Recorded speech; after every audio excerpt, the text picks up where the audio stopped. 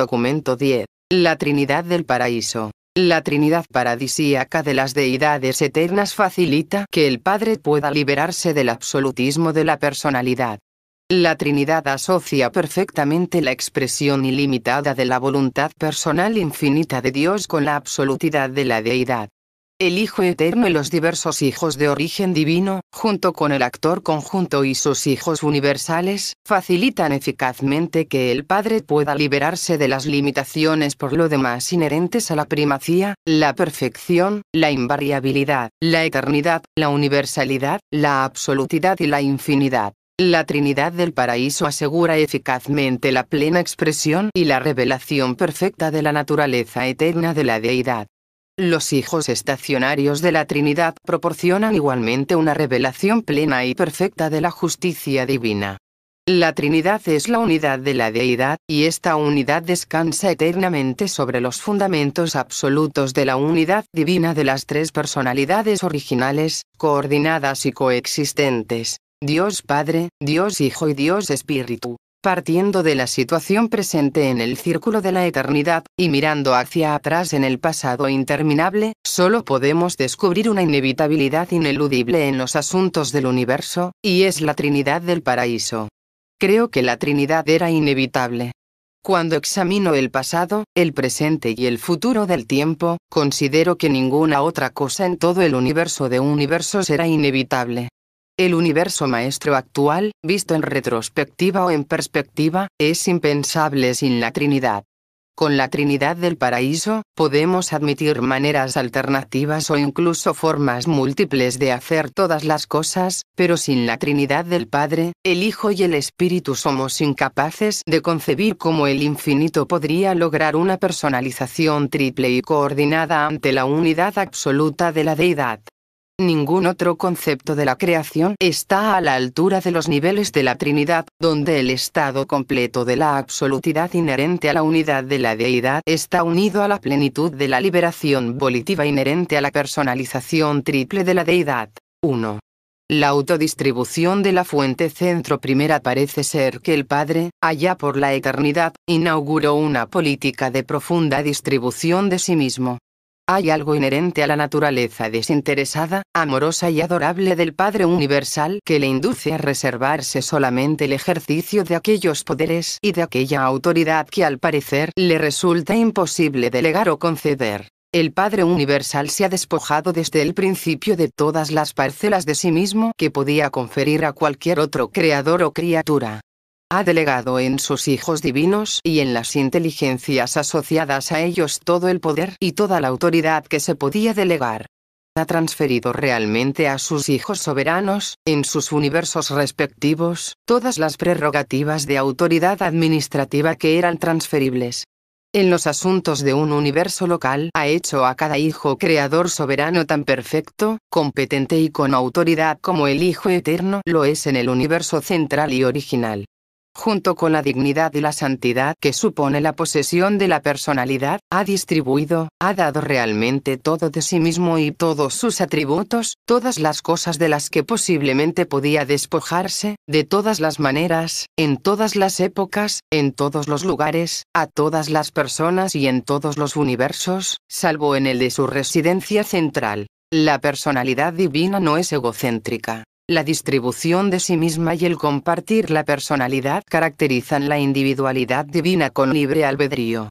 Las criaturas anhelan asociarse con otras criaturas personales. Los creadores se sienten inducidos a compartir la divinidad con sus hijos del universo. La personalidad del infinito se revela bajo la forma de Padre Universal, el cual comparte la realidad de su ser y la igualdad de su yo con dos personalidades coordinadas, el Hijo Eterno y el actor conjunto. Para conocer la personalidad del Padre y sus atributos divinos, siempre dependeremos de las revelaciones del Hijo Eterno, porque cuando el acto conjunto de creación se llevó a cabo, cuando la tercera persona de la deidad surgió a la existencia como personalidad y ejecutó los conceptos combinados de sus padres divinos, el Padre dejó de existir como personalidad incalificada.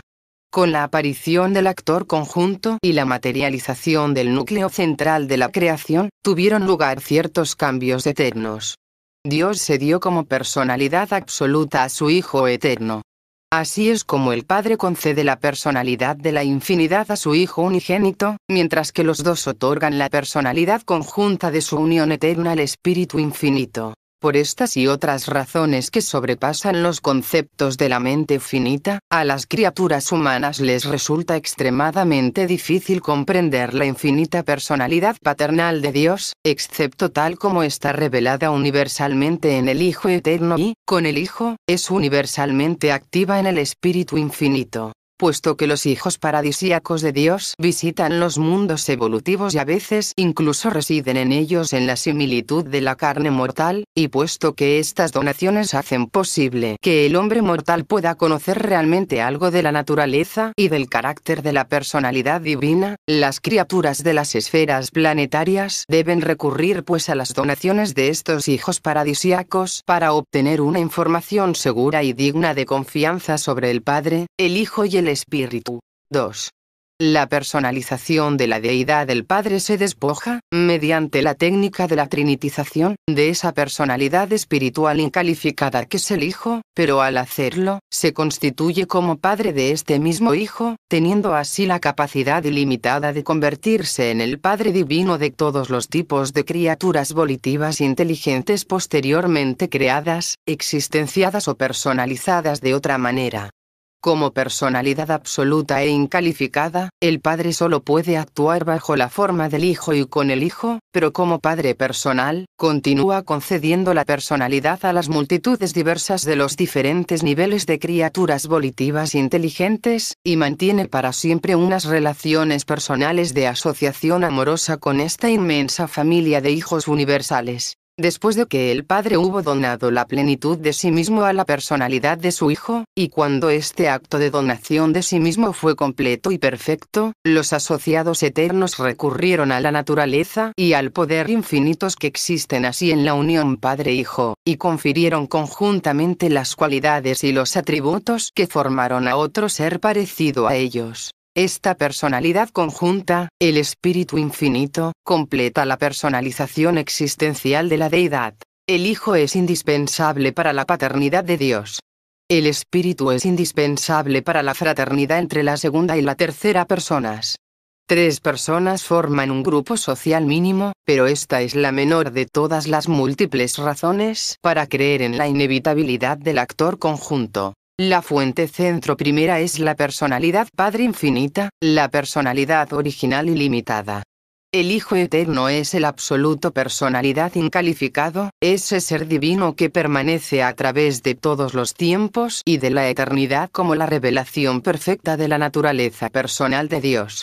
El Espíritu infinito es la personalidad conjunta, la consecuencia personal única de la unión perpetua entre el Padre y el Hijo. La personalidad de la fuente centro primera es la personalidad de la infinidad menos la personalidad absoluta del Hijo eterno. La personalidad de la fuente centro tercera es la consecuencia sobreañadida de la unión entre la personalidad liberada del Padre y la personalidad absoluta del Hijo. El Padre universal, el Hijo eterno y el Espíritu infinito son personas únicas. Ninguno de ellos es una copia. Cada cual es original. Todos están unidos. Únicamente el Hijo eterno experimenta la plenitud de las relaciones divinas de la personalidad, la conciencia tanto de su filiación con el Padre como de su paternidad con respecto al Espíritu, y su igualdad divina tanto con el Padre antecesor como con el Espíritu asociado. El Padre conoce la experiencia de tener un hijo que es igual a él, pero el Padre no conoce antecedentes ancestrales. El Hijo eterno tiene la experiencia de la filiación, el reconocimiento de un progenitor de su personalidad, y al mismo tiempo el Hijo es consciente de ser el Padre conjunto del Espíritu infinito. El Espíritu infinito es consciente de la doble ascendencia de su personalidad, pero no es el Padre de una personalidad coordinada de la deidad. El ciclo existencial de la personalización de la deidad alcanza su culminación con el Espíritu. Las personalidades primarias de la fuente centro tercera son experienciales y su número es de 7. Tengo mi origen en la Trinidad del Paraíso. Conozco la Trinidad como deidad unificada. Sé también que el Padre, el Hijo y el Espíritu existen y actúan según sus capacidades personales definidas. Sé afirmativamente que no solo actúan de manera personal y colectiva, sino que también coordinan sus acciones en diversas agrupaciones, de manera que al final ejercen su actividad en 7 capacidades diferentes, individuales y plurales. Y puesto que estas 7 asociaciones agotan las posibilidades de estas combinaciones de la divinidad, es inevitable que las realidades del universo aparezcan en 7 variaciones de valores, de significados y de personalidad. 3. Las 3 personas de la deidad. A pesar de que hay una sola deidad, existen 3 personalizaciones verdaderas y divinas de la deidad. En lo que se refiere a los ajustadores divinos con los que los hombres han sido dotados, el Padre ha dicho: hagamos al hombre mortal a nuestra propia imagen. Esta referencia a los actos y a las actividades de una deidad plural aparece repetidas veces en todas las escrituras urantianas, mostrando claramente que se reconoce la existencia y el trabajo de las 3 fuentes y centros. Nos enseñan que el Hijo y el Espíritu mantienen con el Padre unas relaciones idénticas de igualdad en la asociación de la Trinidad. En la eternidad y como deidades lo hacen sin duda alguna, pero en el tiempo y como personalidades revelan ciertamente unas relaciones de naturaleza muy diversa. Mirando desde el paraíso hacia los universos, estas relaciones parecen muy similares, pero cuando son observadas desde los dominios del espacio, parecen totalmente diferentes. Los hijos divinos son en verdad el verbo de Dios, pero los hijos del Espíritu son verdaderamente el acto de Dios. Dios habla a través del Hijo y, con el Hijo, actúa a través del Espíritu Infinito, mientras que en todas las actividades del universo, el Hijo y el Espíritu son exquisitamente fraternales y trabajan como 2 hermanos iguales con admiración y amor por un Padre común venerado y divinamente respetado. El Padre, el Hijo y el Espíritu son ciertamente iguales en naturaleza, están coordinados en existencia, pero hay diferencias inequívocas en sus acciones universales, y cuando cada persona de la deidad actúa sola, está aparentemente limitada en su absolutidad. Antes de despojarse voluntariamente de la personalidad, de los poderes y de los atributos que constituyen al Hijo y al Espíritu, el Padre Universal parece haber sido, considerado filosóficamente, una deidad incalificada, absoluta e infinita. Pero esta fuente centro primera teórica sin un hijo no podía ser considerada, en ningún sentido de la palabra, el Padre Universal. La paternidad no es real sin filiación. Además, para que el Padre haya sido absoluto en un sentido total, debe haber existido solo en algún momento eternamente lejano. Pero nunca ha tenido esa existencia solitaria. Tanto el Hijo como el Espíritu son coeternos con el Padre. La fuente centro primera ha sido siempre, y siempre será, el Padre eterno del Hijo original y, con el Hijo, el progenitor eterno del Espíritu infinito. Observamos que el Padre se ha despojado de todas las manifestaciones directas de su absolutidad, excepto de la paternidad absoluta y de la volición absoluta. No sabemos si la volición es un atributo inalienable del Padre. Solo podemos observar que no se ha despojado de su volición. Esta infinidad de voluntad debe haber sido eternamente inherente a la fuente centro primera. Al concederle la absolutidad de la personalidad al Hijo Eterno, el Padre Universal se libera de las trabas del absolutismo de la personalidad, pero al hacer esto, toma una medida que le impide para siempre actuar solo como absoluto de la personalidad. Y con la personalización final de la deidad coexistente, el actor conjunto, se produce la interdependencia trinitaria crítica de las 3 personalidades divinas con relación al funcionamiento total de la deidad en el sentido absoluto. Dios es el absoluto Padre de todas las personalidades del universo de universos. El Padre es personalmente absoluto en cuanto a su libertad de acción, pero en los universos del tiempo y del espacio ya creados, creándose y todavía por crearse, no se puede discernir que el Padre sea absoluto como deidad total, salvo en la Trinidad del Paraíso. Fuera de Abona, la fuente centro primera ejerce su actividad en los universos fenoménicos de la manera siguiente. Como creador, a través de los hijos creadores, sus nietos. Como controlador, a través del centro de gravedad del paraíso. Como espíritu, a través del Hijo Eterno. Como mente, a través del Creador conjunto. Como padre, mantiene un contacto parental con todas las criaturas a través de su circuito de personalidad. Como persona, actúa directamente en toda la creación por medio de sus fragmentos exclusivos, en el hombre mortal, mediante los ajustadores del pensamiento. Como deidad total, solo ejerce su actividad en la Trinidad del Paraíso. Todas estas renuncias y delegaciones de jurisdicción por parte del Padre Universal son totalmente voluntarias y autoimpuestas. El Padre Todopoderoso asume intencionalmente estas limitaciones de su autoridad en el universo. El Hijo Eterno parece actuar como uno solo con el Padre en todos los aspectos espirituales, salvo en la concesión de los fragmentos de Dios y en otras actividades prepersonales. El Hijo tampoco está íntimamente identificado con las actividades intelectuales de las criaturas materiales ni con las actividades energéticas de los universos materiales. Como absoluto, el Hijo ejerce su actividad como una persona y solamente en el ámbito del universo espiritual. El Espíritu Infinito es asombrosamente universal e increíblemente polifacético en todas sus operaciones. Actúa en las esferas de la mente, la materia y el espíritu. El actor conjunto representa la asociación padre-hijo, pero también actúa como él mismo. No está directamente relacionado con la gravedad física, la gravedad espiritual o el circuito de la personalidad, pero participa más o menos en todas las demás actividades del universo. Aunque depende aparentemente de tres controles gravitatorios existenciales y absolutos, el Espíritu Infinito parece ejercer tres supercontroles. Este triple don lo emplea de muchas maneras para trascender, y al parecer incluso para neutralizar, las manifestaciones de las fuerzas y de las energías primarias hasta las fronteras superúltimas de la absolutidad.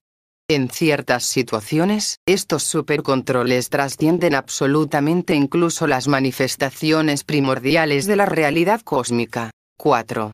La unión trinitaria de la deidad de todas las asociaciones absolutas, la Trinidad del Paraíso, la primera triunidad, es única como asociación exclusiva de la deidad personal. Dios solo actúa como Dios con relación a Dios y a aquellos que pueden conocer a Dios, pero como deidad absoluta solo actúa en la Trinidad del Paraíso y con relación a la totalidad del universo. La deidad eterna está perfectamente unificada. Sin embargo, existen tres personas de la deidad perfectamente individualizadas. La Trinidad del Paraíso hace posible la expresión simultánea de toda la diversidad de los rasgos de carácter y de los poderes infinitos de la fuente centro primera y sus eternos coordinados, y de toda la unidad divina de las funciones universales de la deidad indivisa. La Trinidad es una asociación de personas infinitas que actúan en una capacidad no personal, pero sin estar en contra de la personalidad. El ejemplo es rudimentario, pero un padre, un hijo y un nieto podrían formar una entidad corporativa que sería no personal, pero que sin embargo estaría sujeta a sus voluntades personales. La Trinidad del Paraíso es real. Existe como la unión del Padre, del Hijo y del Espíritu bajo la forma de deidad. Sin embargo, el Padre, el Hijo o el Espíritu, o dos cualquiera de ellos, pueden ejercer su actividad con relación a esta misma Trinidad del Paraíso. El Padre, el Hijo y el Espíritu pueden colaborar de una manera no trinitaria, pero no como tres deidades. Como personas pueden colaborar como escojan hacerlo, pero eso no es la Trinidad. Recordad siempre que aquello que lleva a cabo el Espíritu Infinito es la ocupación del actor conjunto. Tanto el Padre como el Hijo ejercen su actividad en Él, a través de Él y como Él. Pero sería inútil tratar de dilucidar el misterio de la Trinidad. Tres como uno y en uno, y uno como dos y actuando por dos. 6. La Trinidad está tan relacionada con los asuntos del universo total que debemos contar con ella cuando intentamos explicar la totalidad de cualquier acontecimiento cósmico o relación de personalidad aislados. La Trinidad ejerce su actividad en todos los niveles del cosmos, y el hombre mortal está limitado al nivel finito. Por eso el hombre debe contentarse con un concepto finito de la Trinidad como Trinidad. Como mortales en la carne, deberíais contemplar la Trinidad según vuestras luces individuales y en armonía con las reacciones de vuestra mente y de vuestra alma. Podéis saber muy pocas cosas sobre la absolutidad de la Trinidad, pero a medida que ascendáis hacia el paraíso, os asombraréis muchas veces ante las revelaciones sucesivas y los descubrimientos inesperados sobre la supremacía y la ultimidad, sino sobre la absolutidad de la Trinidad. 5. Las funciones de la Trinidad. Las deidades personales tienen atributos, pero no es muy coherente decir que la Trinidad tiene atributos. Se puede considerar con más propiedad que esta asociación de seres divinos tiene funciones, tales como la administración de la justicia, las actitudes de totalidad, la acción coordinada y el supercontrol cósmico. Estas funciones son activamente supremas, últimas y, dentro de los límites de la deidad, absolutas, en la medida en que conciernen a todas las realidades vivientes con valor de personalidad. Las funciones de la Trinidad del Paraíso no son simplemente la suma de la aparente dotación de divinidad del Padre, más aquellos atributos especializados que son únicos en la existencia personal del Hijo y del Espíritu. La asociación de las tres deidades del paraíso bajo la forma de Trinidad tiene como resultado la evolución, la existenciación y la divinización de unos nuevos significados, valores, poderes y capacidades para la revelación, la acción y la administración universales. Las asociaciones vivientes, las familias humanas, los grupos sociales o la Trinidad del paraíso no aumentan mediante la simple suma aritmética. El potencial del grupo es siempre muy superior a la simple suma de los atributos de los individuos que lo componen. La Trinidad mantiene una actitud única, como Trinidad, hacia el universo total del pasado, del presente y del futuro. Y las funciones de la Trinidad se pueden examinar mejor en relación con las actitudes de la Trinidad hacia el universo. Dichas actitudes son simultáneas y pueden ser múltiples con respecto a cualquier situación o acontecimiento aislado. 1. Actitud hacia lo finito. La limitación máxima que la Trinidad se impone es su actitud hacia lo finito. La Trinidad no es una persona, ni el Ser Supremo es una personalización exclusiva de la Trinidad, pero el Supremo es la máxima aproximación a una focalización de la Trinidad, bajo la forma del poder más la personalidad, que pueden comprender las criaturas finitas. Por eso cuando se habla de la Trinidad en relación con lo finito, a veces se la califica de Trinidad de supremacía. 2.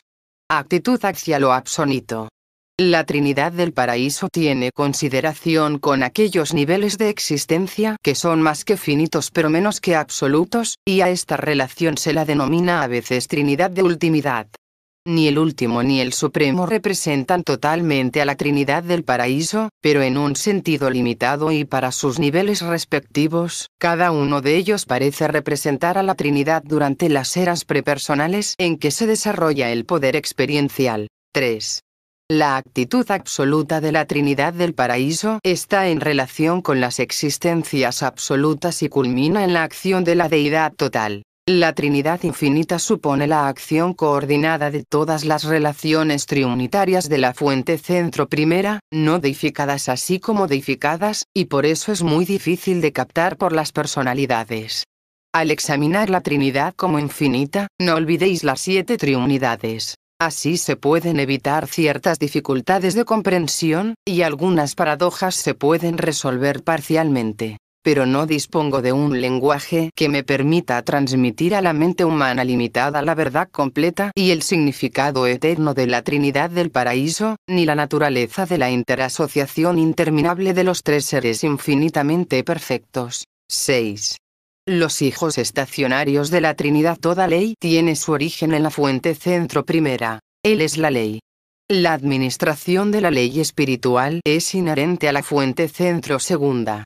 La revelación de la ley, la promulgación y la interpretación de los decretos divinos, es la ocupación de la fuente centro tercera. La aplicación de la ley, la justicia, es incumbencia de la Trinidad del paraíso y es llevada a cabo por ciertos hijos de la Trinidad. La justicia es inherente a la soberanía universal de la Trinidad del paraíso, pero la bondad, la misericordia y la verdad son el ministerio universal de las personalidades divinas, cuya unión en la deidad constituye la Trinidad. La justicia no es la actitud del Padre, del Hijo o del Espíritu. La justicia es la actitud trinitaria de estas personalidades de amor, misericordia y ministerio. Ninguna de las deidades del paraíso promueve la administración de la justicia.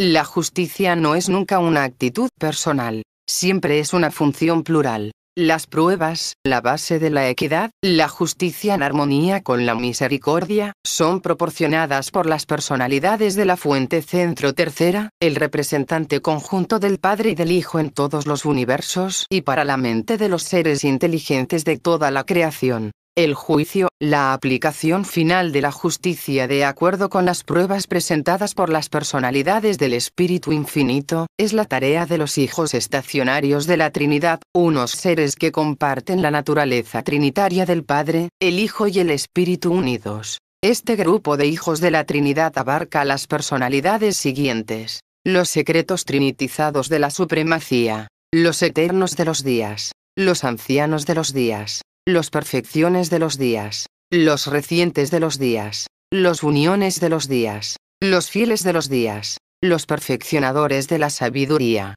los consejeros divinos, los censores universales. Somos los hijos de las tres deidades del paraíso actuando como Trinidad, pues da la casualidad de que pertenezco a la 10ª orden de este grupo, los censores universales. Estas órdenes no representan la actitud de la Trinidad en un sentido universal. Solo representan esta actitud colectiva de la deidad en el ámbito del juicio ejecutivo, la justicia. Fueron concebidos específicamente por la Trinidad para el trabajo preciso al que están asignados, y solo representan a la Trinidad en aquellas funciones para las que fueron personalizados. Los ancianos de los días y sus asociados de origen trinitario distribuyen el juicio justo de la equidad suprema a los 7 superuniversos. En el universo central, estas funciones solo existen en teoría. Allí, la equidad es evidente en su perfección, y la perfección de Abona excluye toda posibilidad de falta de armonía. La justicia es la idea colectiva de la rectitud. La misericordia es su expresión personal.